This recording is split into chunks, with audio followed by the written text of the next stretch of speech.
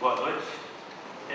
Exatamente neste sentido de despertar a curiosidade de vocês, que nosso amigo Valdira, aqui de Viçosa, espera ter preparado mais ou menos o entendimento de vocês. Trata-se de um assunto extraterreno e não de um assunto da mente humana. E espero que tenha ficado bem qualificado a esse respeito. A solução disso tudo está em nós mesmos, certamente que sim. A lógica diz, se alguém nos fez e nos deixou a impressão e o testemunho de termos sido feitos. Hoje, quando compramos um aparelhinho, tem lá alguma coisa identificando a origem, a fábrica, até mesmo o prazo de validade. E nós também, de certa forma, somos peças. Por isso, ou máquinas, por isso, com o tempo, os desgastes e aquilo que muita gente chama de morte. Não existe morte. Quem conhece a cultura racional sabe que não existe morte. Mas sabe que existem 3 ciclos de vida. 3. E por serem 3 ciclos de vida, teria que haver 2 origens. E é essa a vertente da cultura racional, mostrar qual é a verdadeira origem.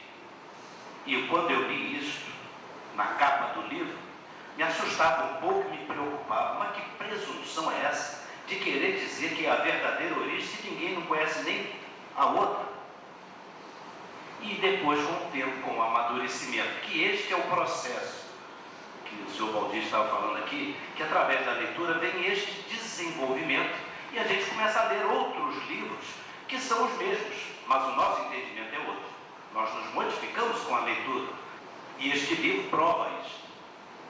Só que antes de começar a formar estes asteroides, houve toda uma outra evolução que ninguém poderia realmente relatar porque estava fora da nossa realidade. Então são 3 vidas a considerar, 2 origens. A verdadeira, que é aquela que nos diz que somos gente, assim no popular, racional. Então a primeira origem é a origem do ser racional, é a verdadeira, o assunto objeto deste livro. Portanto, este livro não vai criar nenhum conflito com a outra, que é a segunda origem, que é a origem da água. Que todos nós somos feitos da água, haja visto um pinguinho d'água, simplificando, um espermatozoide no meio de um sêmen. Só que isso vai muito mais além, não é apenas o ser humano que é feito desta gotinha d'água. Os vegetais também são, só que a gotinha d'água é um pouquinho mais dura. A semente do vegetal, ela é também feito da água. E eu vou mais além, como professor de química, posso garantir e afiançar para vocês que a formação de um mineral também usa 2 princípios. E somente na água eles são formados. Sem água, nada feito. Então existe a semente para a formação de um mineral também. Claro, é outra forma de vida que nós normalmente não consideramos como vida. Consideramos vida os seres de matéria orgânica apenas. E o livro Universo em Desencanto vai nos desenvolver, nos fazer perceber que tudo é uma forma de vida. E vamos corrigir isso tudo. E a solução começa por uma pequena inversão na nossa própria mente, na nossa própria cabeça. A solução basta inverter. Se nós buscávamos nos conhecer partindo do que nós experimentamos e podemos apalpar, sentir, todo esse desenvolvimento que o ser humano teve, e daqui para cima, nós não vamos chegar a lugar nenhum. Mas se nós fizermos uma pequena inversão, dissermos que não somos animal racional, nós somos racional animal. Porque a primeira origem é racional e a segunda é animal.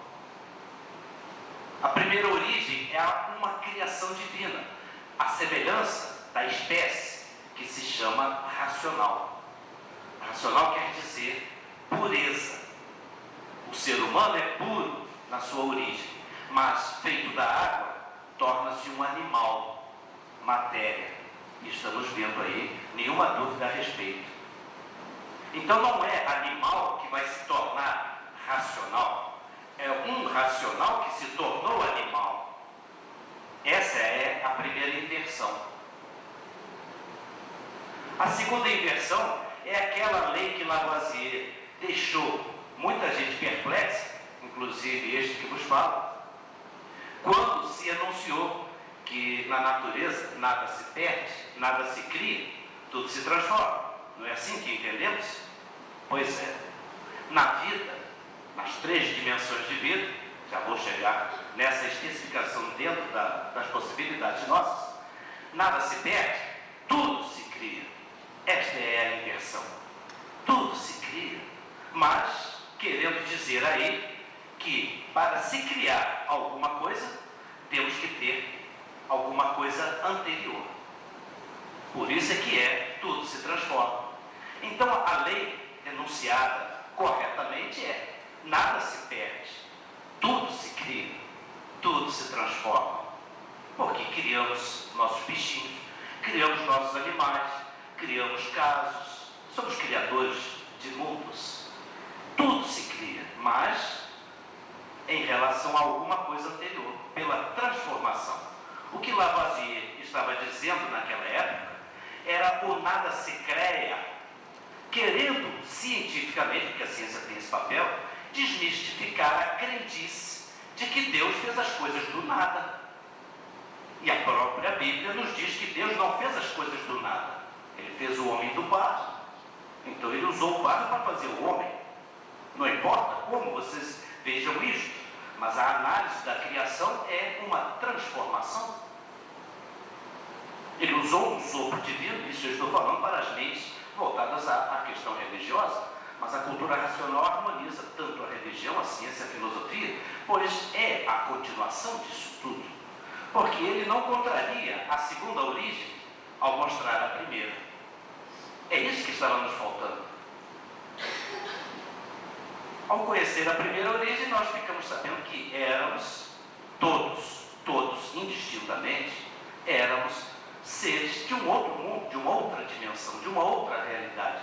Poderíamos dizer a primeira dimensão de vida, puros, limpos e perfeitos. E havia uma massa de energia cósmica organizada, perfeita, que se dá um nome simples, de uma planície. Objeto que foi transformado pela vontade de uns tantos habitantes desse cenário de perfeição, dessa primeira dimensão de vida, eterna, divina. Como queiram entender? Está fora do nosso contexto da realidade, por enquanto. Porque temos, na nossa criação, mesmo que secundariamente, feitos da água, está impresso em nós mesmos, e é exatamente a glândula pineal, essa informação, essa instrução, que ao ler o livro ela vai começar a aflorar. Temos o dever de repassar. Estamos aqui nesta missão, e estamos nessa missão nas praças, nas caravanas, e esta roupa branca que nos foi orientada no sentido de propagar o conhecimento, por ser um conhecimento de paz. E o conhecimento do terceiro milênio, querendo dizer da terceira dimensão. Mas se tem a terceira, tem que ter a primeira e a segunda. Então a primeira dimensão de vida são os seres puros, limpos e perfeitos, eternos, deuses. Deuses, exatamente deuses. Deus. Nossa concepção primária é essa, que o livro nos apresenta como habitantes de um mundo puros, limpos e perfeitos, eternos. Deuses, sim, os criadores do mundo. Claro, se o mundo foi criado por Deus, né? Todos eram deuses, na primeira dimensão de vida. Mas passando do limite, e é a comprovação desse testemunho do racional aqui com letra maiúscula, que ele nos dá a perceber em nós mesmos. Quando abusamos, passamos dos limites, a coisa deriva, degenera, se transforma. Não preciso ilustrar isto, né? Basta apenas dizer: se comer demais passa mal, passou do limite; se beber demais passa mal, está em mim mesmo, eu sei disso. Se eu trabalhar demais eu passo mal, passei do limite. Então, o senso da liberdade, que é a característica da pureza, da limpeza, da perfeição, justificando isso tudo. Todos tinham liberdade e têm a comprovação de que a existência deste mundo existe uma vontade própria em tudo isto que está se transformando. Mas viemos de um mundo que nada se transformava, ou melhor, as transformações eram em outro nível, outra dimensão, eterna, porque eram puros, limpos e perfeitos. Perda de qualidade, perda de virtude, que assim simploriamente somos encaminhados a entender com a leitura do livro. Cria-se uma segunda dimensão. E por ser puro, limpo e perfeito, jamais poderia perder a identificação. E para manter esta identificação, aí sim, é que Deus, com as próprias mãos, naquilo que vem se transformando, que hoje sabemos que a água e a terra, que vieram também se transformando, é que Deus cria do barro, com o seu sopro divino, ou o raciocínio, que é a nossa verdadeira origem, como queiram compreender. Então há um ato divino de um ser superior para recuperar aqueles que passaram de um limite e que estavam indo à extinção. Daí veio uma segunda dimensão de vida, que é a vida do mundo do raciocínio,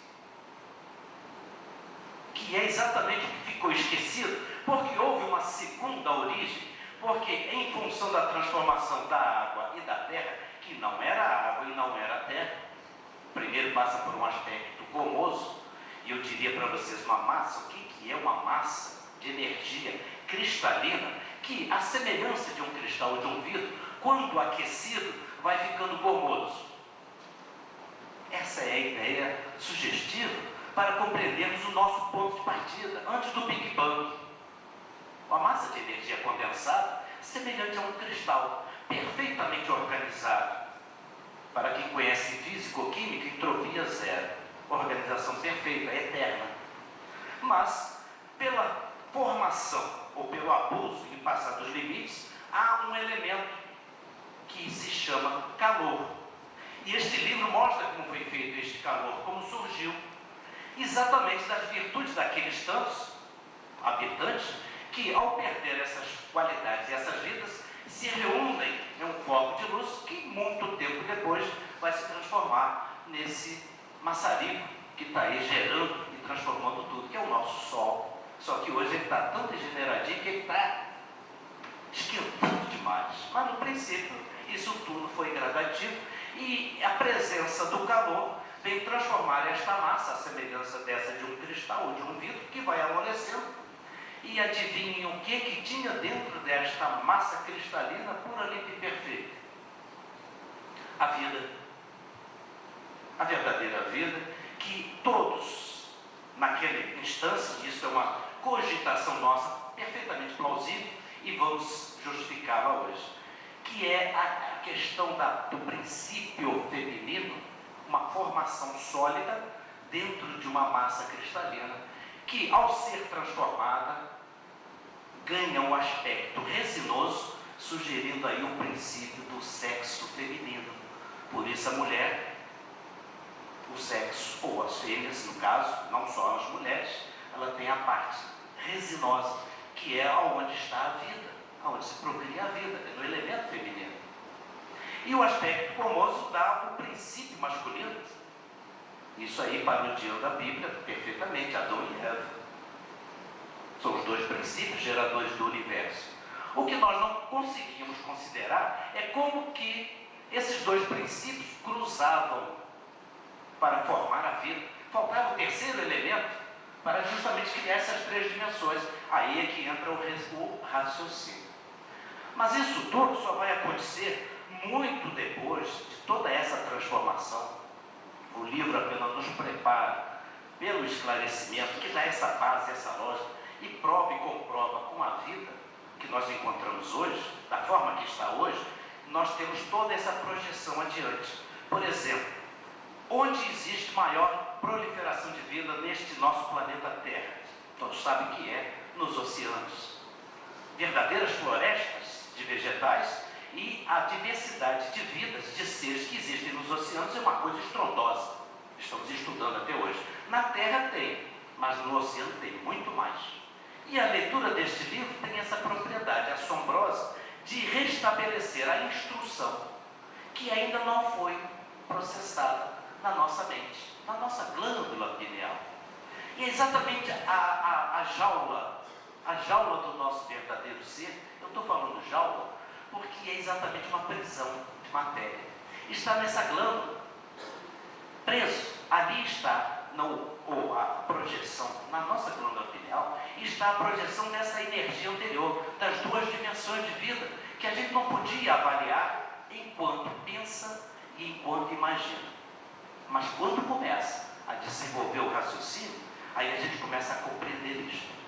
A verdadeira semelhança do homem com Deus não está na terceira dimensão, está na primeira, que é a verdadeira origem do raciocínio, que fica preso na jaula das duas energias que no livro, se depois vocês começarem a ler, vão ter a paciência de compreender a parte elétrica, a parte magnética, que referindo-se aos dois princípios cosmogônicos formadores de todas as vidas, porque tudo é formado da água e a vitalidade. A vitalidade está exatamente naquela parte, naquela formação sólida, porque tudo veio se degenerando e se deformando. Daí o nome racional, que se transforma em animal, e não o animal que está em desenvolvimento para ser racional. Esta é a grande inversão que a gente logo vai perceber que dá tudo certo. Então nós não nascemos de baixo para cima. Essa é a segunda origem. A primeira é de cima para baixo. E o conhecimento verdadeiro da nossa existência também tem que vir de cima para baixo e não de baixo para cima. Com todo respeito ao nosso esforço, a esse acervo imenso e incomensurável que temos de material de pesquisa, etc, etc, em todas as áreas do conhecimento humano. Eu faço parte disso também, vocês todos. Essa é uma forma artificial da gente poder se aprimorar, lapidar, para perceber que a vida está em tudo. Já estamos percebendo que a vida vem do espaço, já estamos percebendo que tudo se transforma, já estamos percebendo que dentro de cada um do outro existe alguma coisa que é muito parecida com o eu mesmo, com nós mesmos. Então a gente começa a se civilizar, mas é apenas uma lapidação. A verdadeira informação, a verdadeira instrução está exatamente na parte inicial, primordial, da primeira dimensão de vida, que é o ser que habita esta jaula, que foi construída pela natureza e pelo sopro divino. E aí que a gente fica meio atolado, às vezes no início, quando começa a ler esse livro, eu falo atolado, porque a nossa cabeça está com tanta informação de todas as diversificações religiosas, filosóficas, etc., que a gente não consegue organizar. Mas com um pouquinho de paciência, com um pouquinho de atenção, isto tudo vai ser corrigido, porque a gente quer se conhecer, e ao se conhecer nós vamos nos conhecendo gradativamente, compreendendo todos esses processos, que o que já foi experimentado é muito válido, mas não serve para dar o próximo passo. Tanto não serve que está aí a ganância, a ambição, e todos olhando para aquilo que não serve para nada, que é o vil, a selvageria, e uns matando os outros sem nenhum respeito à vida, sem respeito à vida da terceira dimensão, mal sabendo ele que a primeira e a segunda é que mandam. Então a gente não conhece a natureza que nos fez e não conhece o verdadeiro Deus que nos programou para que depois de todas essas transformações abusivas, porque tudo está fora do estado natural, cada um de nós reconhecesse em si mesmo o abuso. Por isso a pergunta: quem és tu, que ilusão é tanta, que eras incapaz de definir o teu eu? Então hoje nós definimos o nosso eu em 3 dimensões: habitante do mundo racional, um vivente formado por um raciocínio, e um infante que nasce nesse mundo sem saber por que nem para quê, se sentindo como se fosse o dono da própria vida. Pare de respirar para ver se você é dono de alguma coisa. Nem eu, nem ninguém. A vida não é nossa, a vida vem de fora. Então está na hora da gente se recolher como infante a nossa insignificância. Abra este livro, reconheça esta vida de pujanças e de ganâncias mal refletidas, e aí a gente vai começar a perceber que a vida é muito mais do que aquilo que a gente achava que era, porque a vida está em toda parte, a natureza é vida, em todos os sentidos, no mar, no rio, um lugar mais, outro lugar menos, e as razões estão todas aí, e o livro nos prepara e nos comprova tudo isso. É o passo, inverta, não precisa procurar, está em você mesmo, não tem que ir a lugar nenhum, é a proposição do livro, na sua casa, onde estiver, leia o livro, porque o dono do livro lhe orientará. E aí é que a gente vai perceber quem é o verdadeiro dono deste livro, porque existe uma força suprema, querem chamar de Deus? Tudo bem, chamamos de um raciocínio superior a todos os raciocínios, o verdadeiro Pai